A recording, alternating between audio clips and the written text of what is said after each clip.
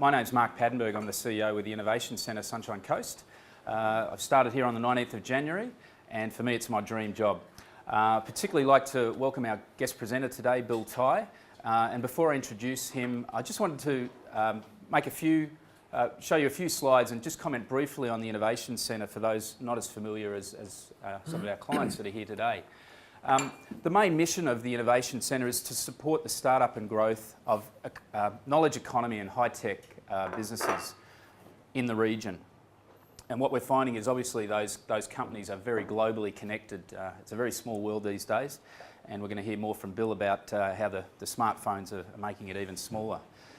The Innovation Centre is the hub and the hub for smart startup companies, and we provide obviously some very good facilities here, very efficient and effective for businesses and startup companies to call the Innovation Centre home.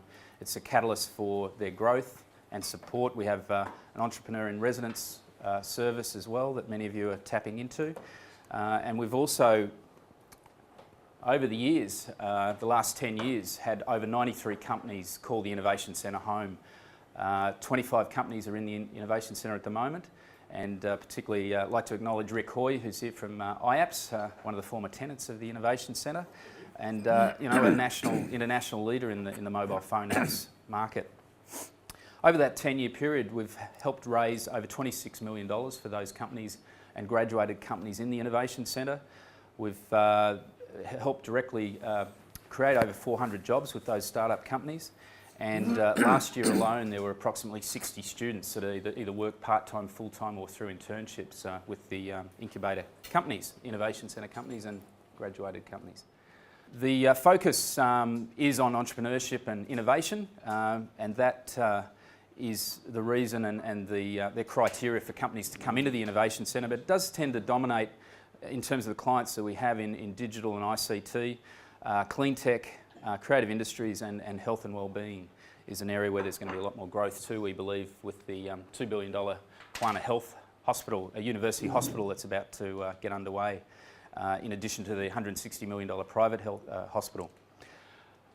These are just some of the companies that have called the Innovation Centre home, and we hope that, I'll probably need to set up another slide, it's starting to look a bit busy, but we're hoping over the next 10 years that there will be that will be up well over 250 in the next decade. To talk about what kind of risks investors take into account before investing in apps, cloud being the new infrastructure, smartphones being the new platform, and the growth in the app industry. I understand it's over a $20 billion industry now in terms of the development stage alone. And also some trends and opportunities that might be of interest to our companies here. So thank you, Bill, and I'll hand over to you. Thanks. I'm kind of a fanatic about kiteboarding, but I've been in the venture business and tech business for basically my whole adult life. And 3 years ago, I was asked to speak at a conference in Perth, and my first reaction was, why? It's so far away. But it had always been Perth and Margaret River area. If you know anything about that area, it's like, high on the world's list of great places to kite. And I came out and had a great time kiting, a fun time giving a talk, and that just kind of turned into one of these waves of things that has just been unbelievable. One of the outgrowths of that trip was a mobile app contest that we threw last year that was kind of thrown together, to be honest, but in a period of several months, we ended up putting together some prize money, some free hosting, and we had 95 teams come out to compete for a contest in just 4 universities in Western Australia. And it was so successful, we decided to try to do it on a bigger level this year. So I'm out here now to do a little tour to kind of promote the contest a bit and also talk about some of the things I'm working on. What I would like to do, so I've been an investor now for doing venture since 1991. And I'll have some slides a little bit later about the different waves that technology has gone through. Some of the companies I'm involved with, you may use some of these products, Scribd, Sound Tracking, Tango, TweetDeck, Voxer, Maxthon, or Zoom. But those are just a handful of some of the things I've funded, either personally or through my fund. So I was asked to talk a little bit about what do venture investors look for when they're funding startups. And and how that plays into the world in which we live today, which is, I think, a new infrastructure around the cloud and mobile as a distribution vehicle. So in my 20-odd years of venture, basically the things that have worked out better are, of course, companies that hit in markets that are really big. Because you spend the same amount of time working on a company, whether it's in a little market or a big market. So the institutional venture money first will try to figure out, if this works, can it be a really big return? And obviously there have been giant companies like the Googles, Yahoos, Cisco's, Intels, et cetera. It takes really the same amount of time to build those as does something smaller. So at the margin, people will always focus really on things that can get large. When I started my career, I don't know if any of you have heard of a venture firm called Sequoia Capital, but they're kind of one of the anchor tenants. I was at a startup called LSI Logic that was funded by Sequoia, and there's a guy that you may not know specifically, the founder of Sequoia, but his name's Don Valentine, and just an amazing track record. He as an individual partner in his group, he was the backer of Apple, Oracle, Electronic Arts, LSI Logic, Cisco Systems, Network Appliance, but the peak market value of all those companies together is $1,000 billion, $1 trillion, which is just phenomenal in terms of size of outcome. And he kind of set the tone for a lot of the way the venture industry works in the Valley. And having been in a company he funded and then working with him on a couple deals early in my career, I did ask him, well, what's the formula? And he basically said, well, there's only 3 things you got to get right. You got to get the market. It's got to be the right market. It's got to be a big market. It's got to be well timed. You've got to get the right management team in there, and you have to capitalize it correctly. And if you get those 3 things right, you will almost always make money. If you get the market wrong, you can have the world's best team and infinite capital, and you're still going to lose money. So he says, don't worry about anything but the market size and its timing, and you can always swap people in or out.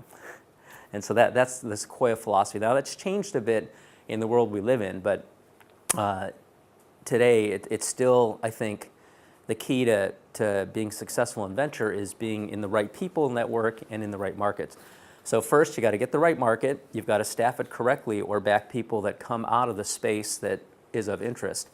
And of course you've got to capitalize it correctly. There are some projects that just take too much money, and so you tend to avoid those. Timing is very important. That phrase is a very important one. Being early is a lot like being wrong. And if you think about companies as waves forming in the ocean, if you're too late, if you're a surfer, you can never swim up the back of a wave. If you're a little early, or if you're way too early and you wear yourself out by the time that wave comes, you'll watch somebody else ride it away. So timing is everything, and every once in a while there'll be a company that just like magic, it hits it at the right time and goes. Google might have been one of those. And it is a little bit like surfing. There are times where one stroke gets you up and riding, and you spend your life looking for that, both as an investor or as somebody starting a company. And hopefully, once you're up and riding, if you have developed some technical barriers or network effect barriers, then you can kind of keep riding, and the competition goes down over time. So on that note, who are the people that institutional venture capitalists look to back? There are always kind of unusual people that are just completely driven to succeed. And luckily, or hopefully you're lucky enough to either be working with one of those, are one yourself, or backing one at some point.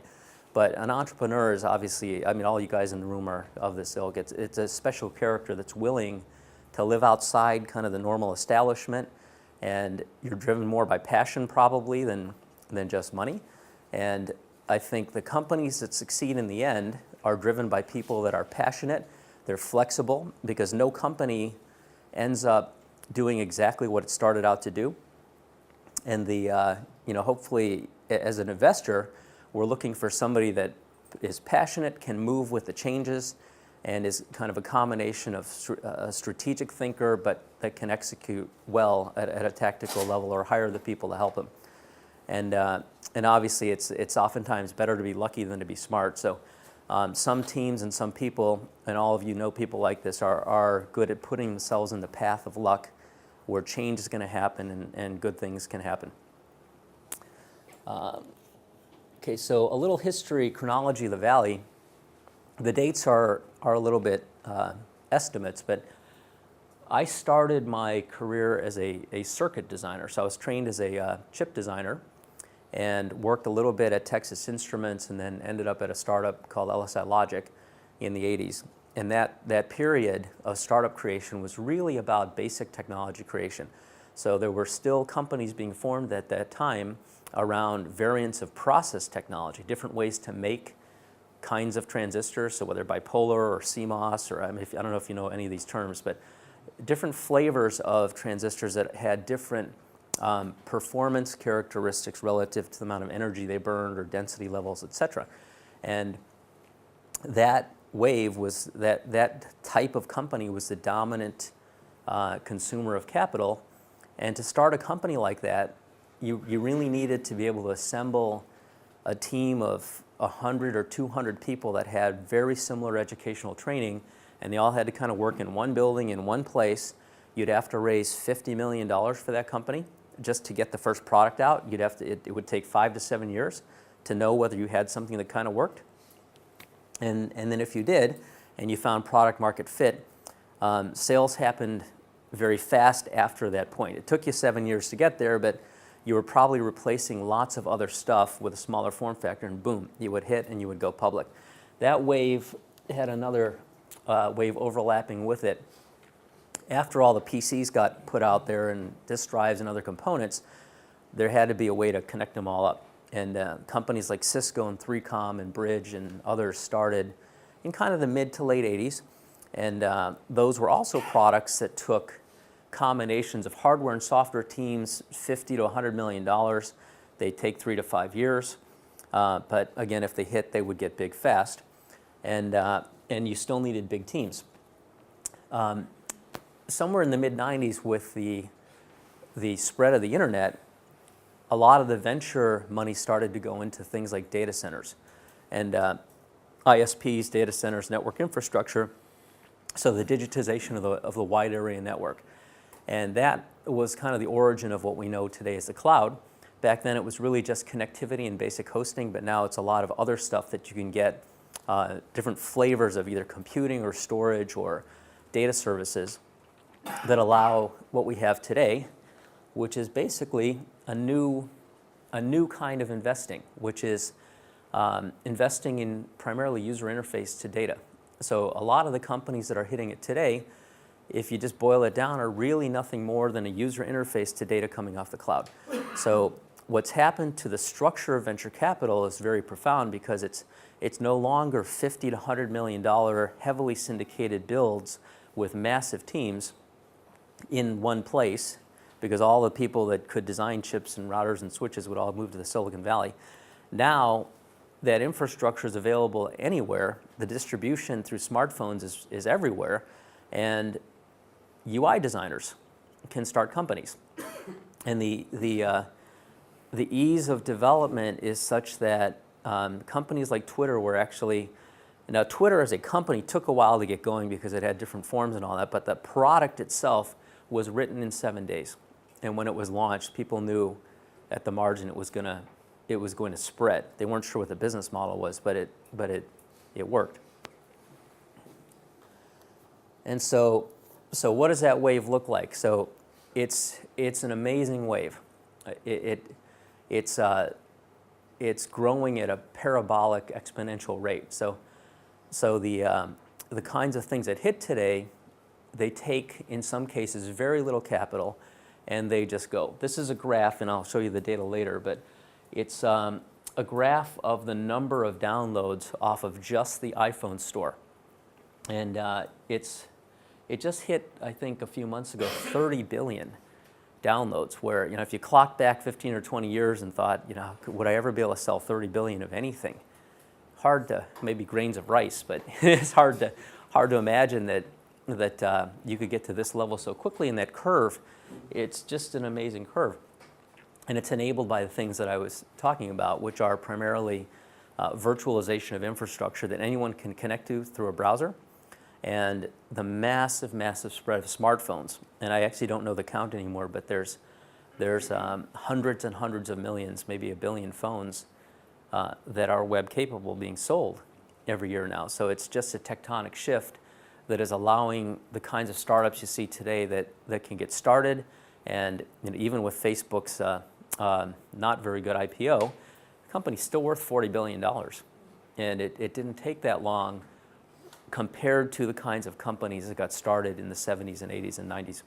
So to touch just on those two things, so both these curves will look the same, but Amazon Web Services, there's 900 billion objects stored in S3 now, and you can see the rate of growth. It's just amazing. And there's compute requests of 650,000 a second, which has been growing also exponentially. The data points that made up that graph I showed you a minute ago were basically these are just press releases and articles I pulled off the web that you can see in, I think the first billion took 9 months to get to. I think the second billion was 5 months, the third billion was another 3 months. And then 1 year later, they hit 10 billion, so another 7 billion in a year. And so here we are, just a few years into it, and it's a 30 billion unit app economy, which it's just amazing, and it's opportunity for everyone in this room. So it's sort of become frictionless. So this is a screenshot on my phone, and these are some of the apps that I'm involved with. So I'll just touch a little bit on what they do. So browser, Maxon browser is it's started as a desktop product, but they now have tabbed browsers available on iPad, iPhone, Mac, PC. BlackBerry's coming. Android has been out there for a while, but they have a cloud service that synchronizes everything. So if you use Maxon on any of those products and you have bookmarks or favorites or anything like that, they are accessible to you in the same format with a login on any of your platforms. And they're also coming out with a storage platform a little bit like Dropbox, but targeted at developers. So, and they also have one of the unusual things about their product is that they were the first browser, actually the only browser company to put what's called a dual core rendering engine inside. So browsers have a little bit of sort of like genealogy. There's sort of the Microsoft Internet Explorer branch, which is built on a rendering engine called Trident. There's the Netscape genealogy that is around something called the Gecko engine. And then there's Chrome and Safari, which have something in it called WebKit. And typically as a developer, you'd have to write, if you chose one of those platforms, or if you wrote an app, you would have to write something that recognized at the server level which browser was connecting to it and redirect it. Now you can kind of write once and hopefully point anywhere at the browser level if people are using this particular browser. But they're also developing a developer API. So ultimately, if there's little instances of the engine that they have, as the world moves to HTML5, which I don't know if you guys pay much attention to that, we should get to a point where you can just write once and it can be on all platforms because of the cloud, basically. TweetDeck is a company that I seed funded as an individual, and it became one of the most used Twitter clients. And they raised about $3.5 million, and Twitter bought it for, at the time, it was half cash, half stock for about 40, and then the stock went up a lot. So I actually don't remember. I still have Twitter shares, so I don't really know what the value is. Tango is an interesting story, which I'll give you more detail on later. When Twitter launched, because it was a little bit early in the cycle of smartphones, while it was written in 7 days and launched and started to work, it took them 2 full years to get to 1 million users. Tango, in a more modern era, launched and got 1 million users in 10 days. And about a year into it, the company's less than 2 years old now, and last week they just crossed 61 million users. So in the same time Twitter took to get to 1 million, Tango got to 61 million. The Voxer is a and Tango, by the way, is a video calling app. Voxer is a walkie-talkie, and it's a push-to-talk on your phone. that's used for group management and other things, and they're growing faster than Tango. That's one that launched at my kite camp about a year ago, and has now, they're almost 30 million users now. And I'll touch on each of these a little later. Scribd was a web app that has created a mobile extension. Scribd reaches around 100 million people a month that go onto the Scribd site looking for user-generated documents. So it's like a little bit like a YouTube for documents. And they've come up with a mobile reading app that is just starting to come to market and doing well. Zoom is a point to multi-point, so multi-party HD video conferencing across HD quality with screen sharing. So they've launched. They actually launched last week. So the company's actually not that old, but the product's been out for about 10 or 12 days, and it's on iPhone, iPad, Mac, PC, and soon it'll be on Android in September. But they were created by the founder, the technical team that built WebEx left and called me, and they wanted to do something, so I funded them. And they have a cloud version of WebEx that all they have to change is the UI, and it can be on many, many different platforms. And then lastly, I probably won't be able to cover all these in the time, but sound tracking. Yeah, sound tracking is another kiter friend of mine that was the co-founder of a company called iMeme, that was a music company that basically got in licensing trouble with the label, so they ended up winding that one up. But he created a service that allows you to recognize music with your iPhone, whether it's radio or something playing on your iPhone, and you can basically tweet it and share it and create community around what you're listening to. So just to touch on some stories and lessons. So Maxthon, as I mentioned, is a tabbed web browser. So I don't know, all of you probably with iPhones use, I'm sure you use Safari, which is a great browser, and it works obviously by having multiple windows. You know, each one opens a new window. This is one where you can actually have tabs on the same page, so you can keep multiple things open in one place and keep them persistent, kind of right in the same place. Maxthon ended up with being recognized as one of the fastest rendering engines. They took the WebKit engine in this case and modified it a bit, but it's one of the fastest rendering engines for HTML5. So if you have not yet upgraded your Facebook app, you may or may not know that Facebook tried to build there's a new one that just came out that's a native iOS app, but the one prior was chasing the dream of HTML5, write once and then have it render on any platform, but the implementation was really slow. And I don't know if you guys got frustrated with your Facebook app, but that was a bad technical choice in their case. And Maxthon actually renders it really fast. So if you use the browser, you can actually put Facebook open in a tab and have multiple pages like your page and your feed and other things open all at once, and it just works a lot better. And as I mentioned, this product across all of their browsers, primarily PC desktop, which is where they started, has been downloaded 600 million times now. And they are developing now a developer platform that allows something like Dropbox and other things to be integrated into apps that you guys might want to create at some point. Actually, I'm going to skip through some of these things.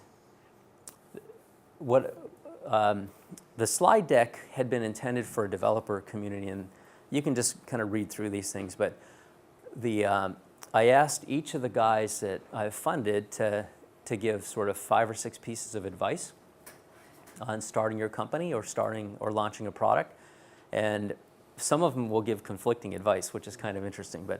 But the advice from Maxthon, which launched, and I think because of their prior footprint, it launched well, and I think I forgot their ranking, but they're relatively highly ranked. So they're number 75 in the utilities category in iTunes China. They actually started their first browser. They're like a Mozilla type of positioning with Firefox. Firefox in the United States is a comparable for what Maxthon is in 4 or 5 other countries. Firefox started around the Gecko engine. Maxthon started around the Trident engine. Both of them came up with a framework that allowed developers to write to an API that made the browser much more flexible. So they both took off at the right time when Microsoft stopped innovating on the browser. And they both got very, very big footprints. Maxthon has now moved into the mobile world, but their launch went off beautifully, and there's some points on there as to what they did right to get that thing to work. And you know what I'll do? I'll just, rather than just reading them to you, I'll end up distributing this deck. TweetDeck was a fun one I mentioned. They launched really well. So TweetDeck, if I don't know how do all you guys use Twitter? I don't know how many people. Yeah, so a year ago that wouldn't have been the case probably. The last time I was here, I talked about Twitter, and not that many people had not this university, but generally it hadn't really caught on in Australia. So TweetDeck, if you've used it, organizes by search column. So you basically have a panel, and you can type in a search term or a topic, and then it'll pull from the universe of tweets out there in the sequence that they're coming out.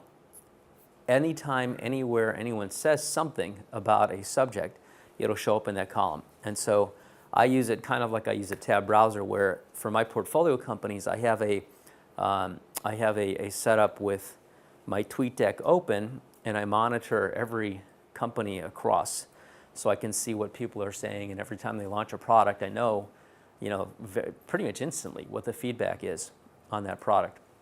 So it's quite nice. And this company solved, I think, some of the problems that Twitter. My firm, CRV, we actually had funded the predecessor company to the company that became Twitter. And what I mean by that was the guys that put Twitter together had originally come up with a company called Odeo, which was it was a podcast directory. And prior to that, they had built Blogger that got acquired by Google. They, hot off of the Google IPO, they were a very fundable team when they did Odeo, but Odeo basically failed because iTunes came out, and people stopped going to the web to figure out which podcasts to download because you could just get them through iTunes. So they basically kind of wrapped it up, and the founders paid back the money that had been burned. The venture guys had put money into it. Most of it was gone, but Evan Williams, who had done well by the IPO of Google with his Blogger shares, he basically wrote a $5 million check and gave the venture guys their money back and took control of the company and wanted to keep it as an incubator. And inside that incubator were a bunch of projects, including what became Twitter. And Jack Dorsey was an engineer inside that company who had written an application because he was a bicycle messenger, and he wanted to be able to have a point-to-multipoint SMS gateway where he could send a message to one number, and it would rebroadcast it to all his friends, so people would know where he was, riding his bike around in the city, and that became Twitter. But Twitter, I think, in the beginning, they were not prepared for the issues that hit them as they tried to scale, because they were not infrastructure people. And you guys probably remember the service kept going down, and the fail whale would show up on your screen all the time, and it was just not something that ran real smoothly. So they didn't really have time to focus too much on the UI. And along comes 10 or 12 clients, and I tested them all out, and I just loved TweetDeck, and I found the guy, ended up funding him, and TweetDeck, I think, became one of the main anchor tenants at Tweety, TweetDeck, and Uber Twitter became the three big clients. But Twitter decided to buy TweetDeck. I think it was 3 years after they got started. Actually, some of this is actually. I'm going to skip the advice because I'll distribute that. But this is actually pretty funny. I'll let you guys read that.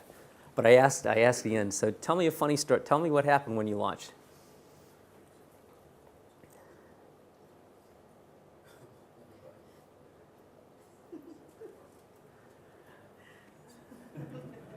So a lot of people use this product for all kinds of interesting things.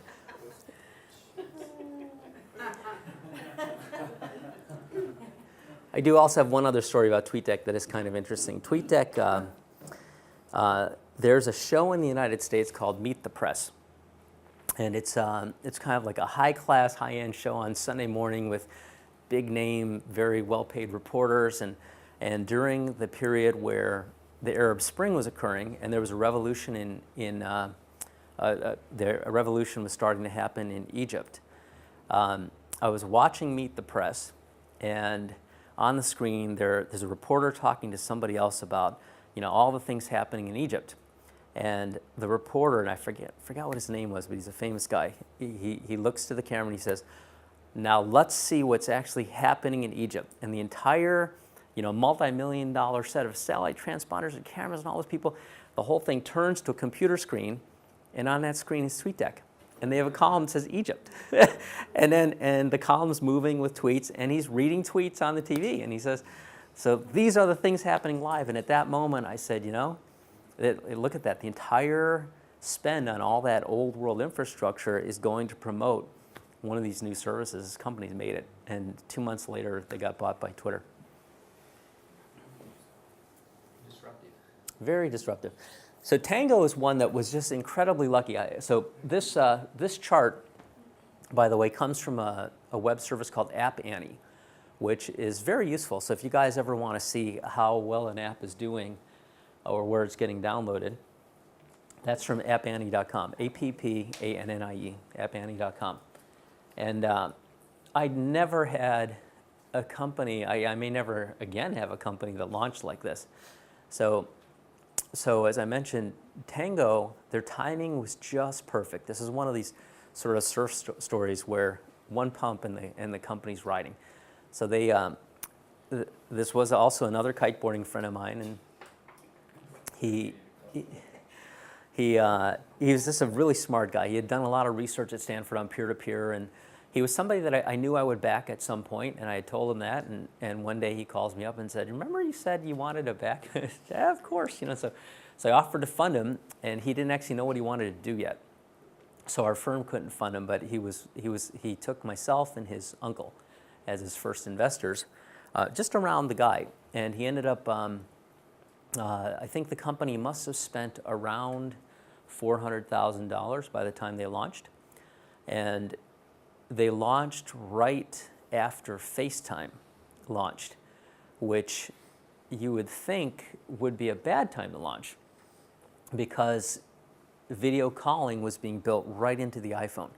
And Apple is a great technology company and a great UI company, but the FaceTime implementation, I don't know if you guys use it much, but it's buried kind of in there. You got to go to the contact first, got to be on Wi-Fi, and then hopefully he's there and all that.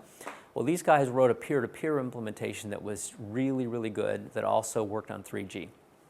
And I think because everyone wanted to use FaceTime because it was highlighted at the whatever the big Apple meeting was, and they couldn't really use it easily, Tango launched 2 months after that, and it just exploded.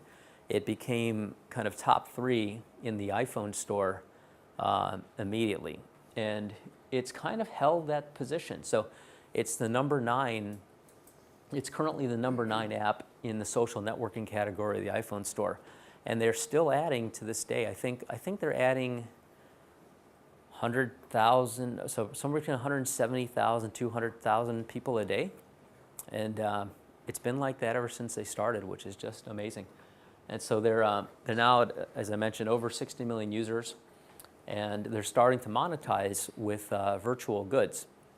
So if you happen to make a call on Tango, and you're in call and you want to send sort of like an animated emoticon, you can do that for free. You can also buy surprise packs for special occasions like Mother's Day or whatever. And because they have 61 million registered users, some small percentage of those, somewhere between 5,000 and 100,000 people a day, will buy some surprise packs for 99 cents or $1.99. So they're actually generating pretty good revenue off of that. And how's it doing versus Skype? How do you compare the two? I'll pull up Skype in a minute to see. Actually, if you guys look on your phone, if you have an iPhone and you just go to the App Store, go to the social networking category, I'll bet Skype is, they're around the same place. How about Viber? Viber is an interesting one. Viber's growing faster. Viber focused on text, And the folks at Tango would say that Viber copied so one of the things that Tango did really well at launch that wasn't in Eric's advice slide. Interesting. Yeah, so one of the things that they did, Tango was the first company, I think, I'm thinking about this live, this is part of the reason they hit. They figured out how to dig into the information in the contact manager. And so when you download the Tango app, it basically crawls your address book. Actually, we had a lot of discussions. When this company launched, or before the company launched, we were all sitting around saying, well, what happens if you're the first guy on Tango and there's no one to call?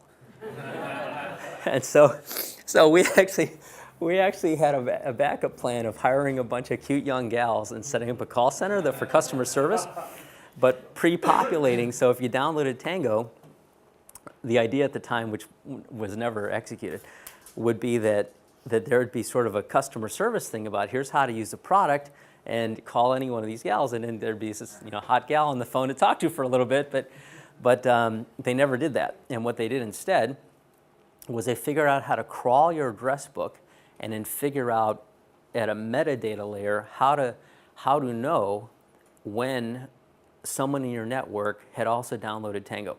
So is that, who started that, Viber or Tango? Tango. Tango was Viber does the same thing. Yes, yeah. So that's why Tango would say that they copied them. But and the two companies are actually the management teams are friendly. And anyway, but Viber has focused more on text messaging. So I'd say WhatsApp and Viber are primarily text oriented, and Tango is moving hard into text. So they also they can do video, regular calls, and text now. And there's going to be a separately branded product. I don't know what it's going to be called, but the idea would be something like Tango hypertexting. So it's sort of more text focused, but with emoticons and other things. The interesting thing is on iOS 6, Apple's now made free. So unless the telco provider blocks, so FaceTime is now 3G compliant. Yes. So we work on the iPad and the iPhone. So yeah. There's some big competition in that space. There is a lot of competition in that space. The project we're working on at the moment is sort of similar, so that's why it's sort of sticking in ahead at the moment. Mm-hmm. It's interesting to hear that information. Yeah, that space is amazing because I think it's a little bit like the space that Hotmail and ICQ occupied because, build the user base fast. You build a pretty big burn rate in those cases. And in those cases, you'd hope that somebody would acquire you quickly. And Tango's an interesting position. There's a transaction that's occurring now funding the company, actually buying out secondary shares at $550 million valuation, which is, I've always been surprised positively surprised at the valuations. I funded them at about 5 valuation, and the first institutional round happened at 120, which, I'd never in my life before had a company that I funded get funded at 120 and a few months after a product launch. Just interesting, this world we live in today.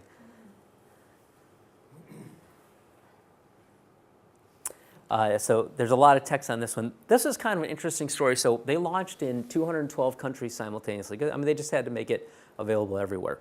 And to do that, they just had to have a database of all the different kind of country calling codes and the way numbers are ordered.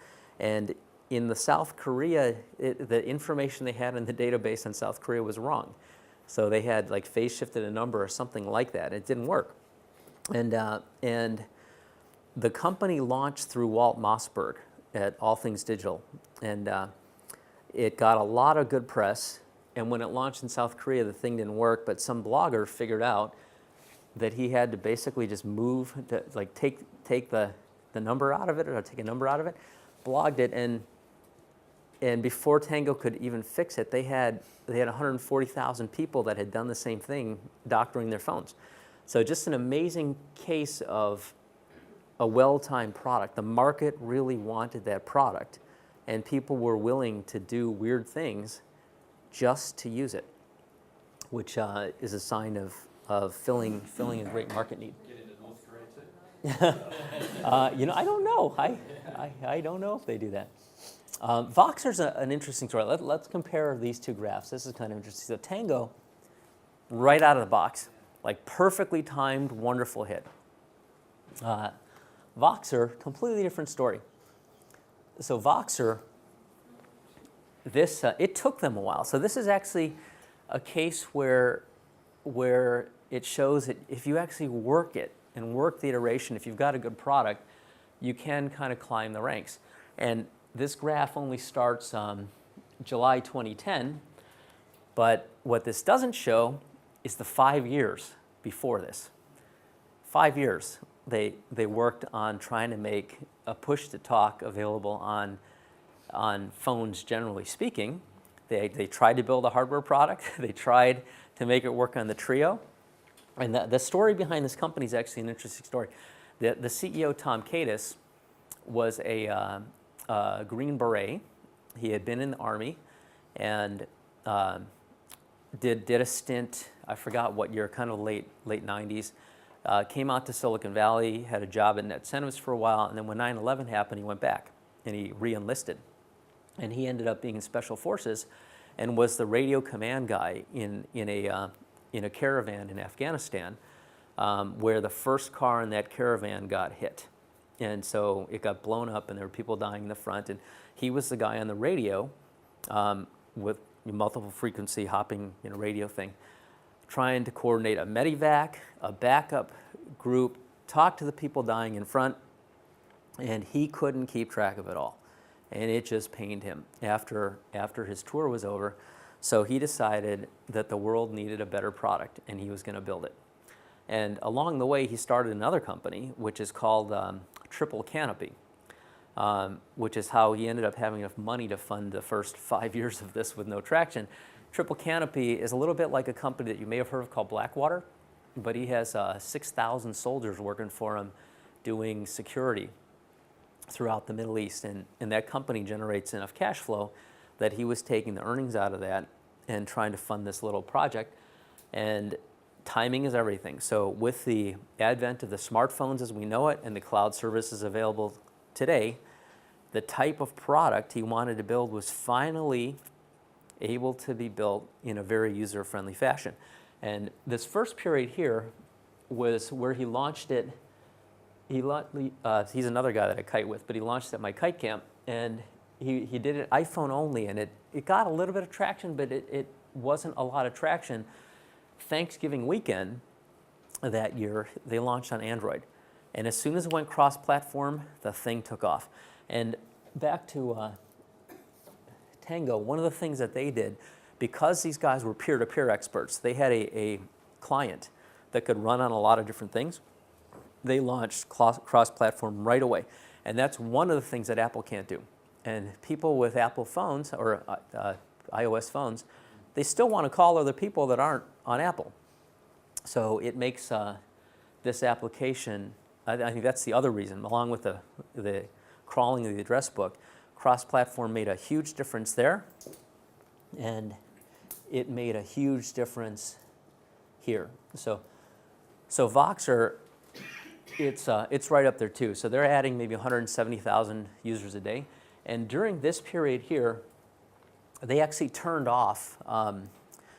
There's a friend finding tool inside Voxer that will, if you have other people in your social network that sign up, it will send you a push notification. And they have a matching algorithm that determines whether someone's in your network or not, depending on different things. And they were growing so fast, they had a lot of server issues because the capacity, they didn't plan enough capacity. So they actually turned that off, toned it down, and they're still kind of stuck at number 10. So as soon as that gets fixed, I would expect this one is going to go back up. This is kind of a fun read too. So this is the lead product engineer, Gustav Alstromer. It is a very, very simple product to use. And I do have to say on my, so I use it to run my events when I do the kite camp. It's a great point to multi-point product. So one of the things you can do with it is you can set up social group. It's sort of like it's the communications equivalent of Facebook groups for real time. So I can add hundreds of people in one community, and when we're doing something, I can just push and say something, and everybody gets the message at once.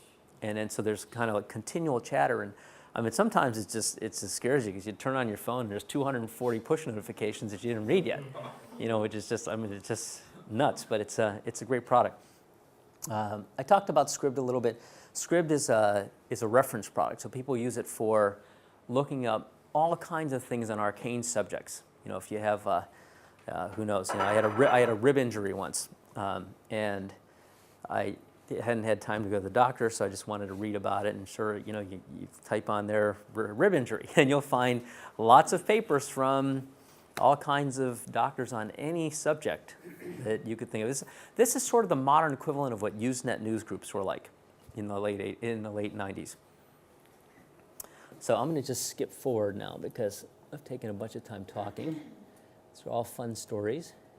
Oh, actually, one last product. So this one I just mentioned, it launched last week, and I'm very excited about this one. So they're also not yet trying to crank up the downloads because it's sort of a Rev 0.8, and they're going to do kind of full Rev 1.0, I think in about 6 weeks. And yet we had Walt Mossberg liked it a lot, and Walt tested it out on, I think, 11 people simultaneously on a video call across 7 different cities and 4 different platforms. And Rohan's uses this product with me, but it's fantastic. So it's the best screen quality I've ever seen. It's full HD. This is basically a cloud version of GoToMeeting or WebEx. So it just works great. The screen sharing is fantastic, and I think this one's going to work really well. And I think they're going to go cross-platform also in September. And I think you'll start to hear a lot more about this company on that launch. What's your opinion and Silicon Valley's opinion in general of Google Plus, where it's going in its future? I'm sorry, the opinion of which? Google Plus. I know it's going to. Yeah, you know, it's. I don't know what everybody thinks, but I'd say the prevailing opinion is that it's late, and people don't really know what to use it for. So it seems like it's a different. To me, it seems like it's a different way to handle just contact records. So if you want to have a place where you have a person's name and email and a phone number and things, and you hadn't recorded them yet in your contacts, that's what I use it for. But I do have some friends that post things on there, but I think it's not. It doesn't have the specificity of use case that LinkedIn has, and it's not necessarily my true social network like Facebook is. And it's a bit like a broadcast channel like Twitter, but it's not. It doesn't have the same kind of audience. So it's one of those things that I'm not sure what to use it for. So I don't know if you have an opinion, but I'd love to hear it. Well, I mean, I back Google with most things. I mean, they make things that can't work. Mm-hmm. Yeah, just not sure. We're obviously behind the 8 ball here in Australia, and you know, just wondering what things are going like over there. Yeah.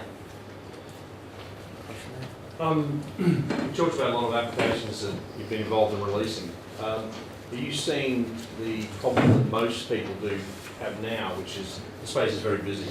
You talked about the downloads and quantity of downloads, but one of the couple of things you sort of touched on was that there's now over 1 million apps between the App Store, the Android, and all the other app stores that are popping up. Mm-hmm. You know, we get a lot of clients that, you know, say, oh, I want to spend 10 grand or 20 grand or 50 grand or whatever the number is on building an app. And what they forget about is that now there's a whole remit of traditional marketing that has to be put alongside these apps. Yeah. Because, Yeah, I agree. The App Store is a minute and 20 second. If you upload a new app into the App Store, our latest time was a minute and 20 seconds it lasted on the new page. Mm-hmm. Poof, gone. Yeah, the noise level is a lot higher, you know, now. And the early apps, I think there was just such a novelty around the iPhone generally that people would download everything. And then now it's just so crowded. Now they don't want to download anything. There's kind of a resistance to downloading something new because of the screen real estate. And there's so many other things that exist. You know, like you've already talked about competition for Tango, right? So the next person that enters a point-to-point calling or messaging, there's no more room. You know, so you've got, I think the needle has moved a lot on what the differentiation, you know, what an app does. It's got to be different. I agree the marketing has to be more precise. It doesn't necessarily have to be expensive. Like the Zoom launch, again, no, it's not breakthrough in the same way Tango was, because it's number 150 in productivity, which is probably not as crowded as social networking. But I think they were pretty strategic about that, you know, and I think you'll see advice from several of those guys, whether it was, and Maxthon also, Maxthon launched in their top 100 in utilities. So how do they do that? How are they getting their positioning? If they haven't got a budget. Yeah. And so how are they getting that to that level? So I think all of Ian Dodsworth at Twitter, Maxthon separately, and Eric Yuan at Zoom, whether or not he wrote it, they all basically focused on high-profile tech bloggers. And they wanted to get somebody to do something that was a little bit exclusive, or they had to give somebody an exclusive. So you gotta have a great product, first of all. And I think product market fit, in the Web 1.0 days, a lot of the venture money that was raised went to buy Super Bowl commercials, because you could actually acquire eyeballs and then try to then propel the company forward based on PR. Where now I think if you have kind of a mediocre product, no matter what you spend on it, the community figures that out fast and that money's wasted. But if you have a great product, the community also figures that out fast. You just have to jumpstart it a little bit. And I think in all of these cases, I think I've had, on pretty much all of these launches, they've all come to me to ask me for introductions to, you know, whether it's TechCrunch or All Things Digital or GigaOM, but there's like 8 or 10, and I see some people taking notes, but so these may not be the only places, but I usually go to either, you know, if I can get Walt Mossberg and or Liz Gans at All Things Digital, I'll go to them if it's a consumer product.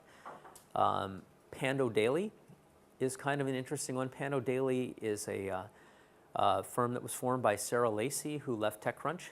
She used to be with Business Week. And of course, TechCrunch, it's going through some evolution. TechCrunch got bought by AOL, and then the management's changed and all that, but they still have a big name. But they have a whole new staff in there, so it's hard to know, you know, who's gonna, what the writing style is. Read Write Web, which is out of New Zealand, I think. They're actually pretty good too. And I've forgotten the staff there. GigaOM is not a bad one, especially if it's more of a B2B or a technology being sold to another company.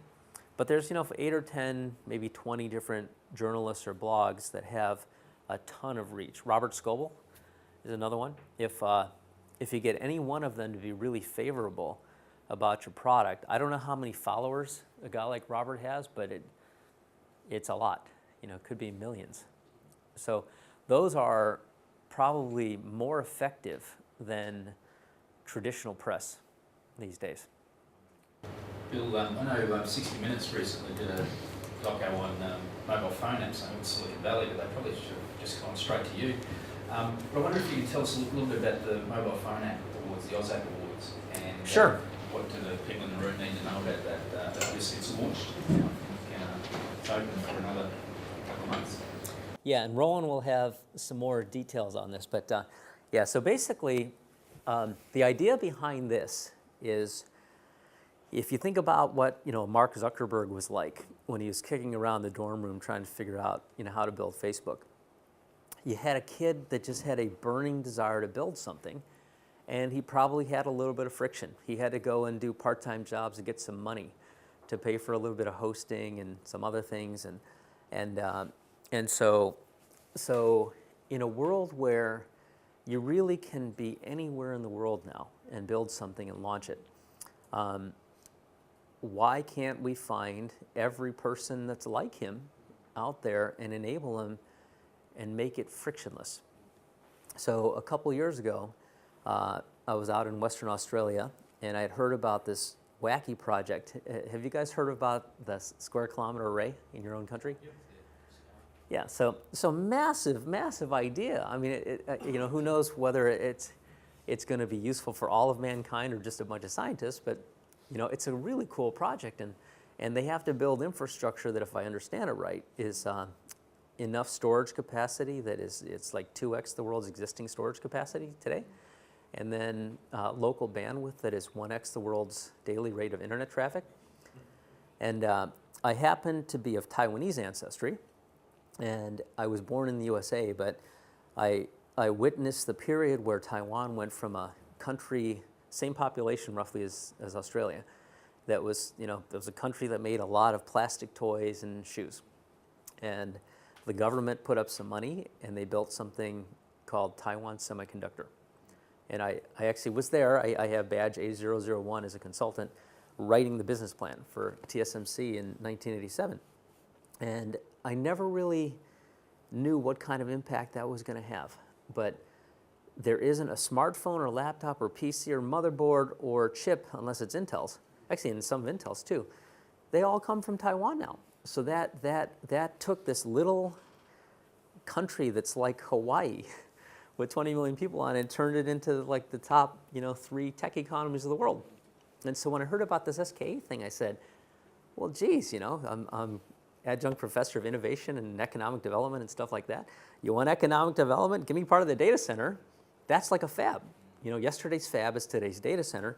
And if you could make that costless and pervasive, you will get economic development. So the idea I had at the time was, well, why couldn't I just, like, if I could fund startups and tell them, if I fund you, you can run for 3 years up to 50 servers for free. You're going to get people. I will smoke out if they hear about it, I'll smoke out every single Mark Zuckerberg on this planet, and so let alone this country. So that was the idea around how this thing started. We raised a little bit of money around it, and it was just a little test. We were kicking around like a year and a half ago. I just heard about the SKA. Mentioned this to Rowan. Rowan thought it was an interesting idea. I had an interview with the Sunday Times, I think, and lo and behold, the story gets printed, and the CEO of NextDC, publicly traded data center, tracks me down through social networks, through LinkedIn. Yes. Bevan sends me a note and says, well, that SKA is not going to be up for several years. Can I offer you that prize now? And so I said to Rowan, Rowan, we should do a contest. And then the next thing I know, 10 or 12 weeks later, we had 95 teams competing for free hosting and a little bit of money to develop their app. And so that's turned into this contest this year. So we have similar setup, and we're still actually putting together more sponsors. So we're going to have some commitment to free data center. We may have some other runtime on data services or things like Ruby services. Who knows? And then we've launched the contest. The submissions close November. First week of November. Nice.